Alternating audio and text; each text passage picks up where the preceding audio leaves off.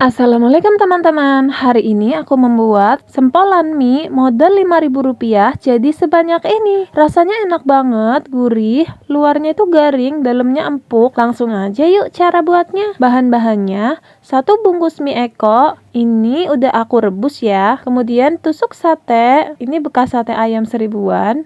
Lalu 1 butir telur dan kaldu bubuk setengah saset. Cara buatnya: beri kaldu bubuk sekitar setengah saset biar gurih, lalu aduk rata.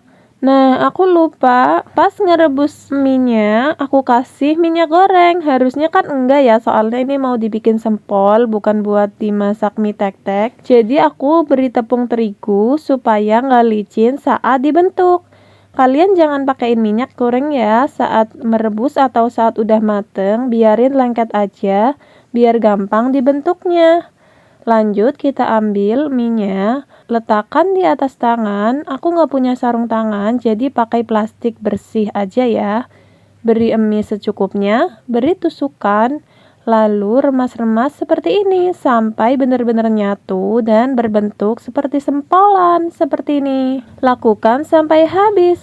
Nah, ini udah semua, kita simpan dulu di kulkas minimal setengah jam supaya ngeset ya, jadi pas digoreng tuh nggak ambyar. Nah, ini setelah dikeluarin dari kulkas di pagi hari. Aku bikinnya malam-malam soalnya. Lanjut, kita pecahkan telur, beri sedikit kaldu bubuk. Kocok sampai rata, celupkan mie dalam gelas telur, putar-putar lalu goreng di minyak yang sudah panas menggunakan api sedang ya. Usahakan minyaknya banyak. Jangan lupa dibalik. Jika sudah kekuningan bisa diangkat.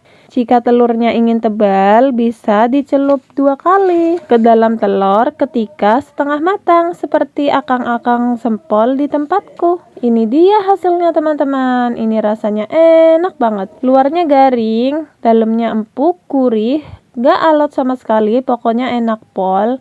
Dicocol pakai saus makin nikmat deh. Sekian resep dari aku. Kalau kalian rasa konten aku bermanfaat, jangan lupa subscribe agar aku semakin semangat berbagi resep makanan yang enak-enak lainnya. Terima kasih teman-teman. Assalamualaikum, selamat mencoba.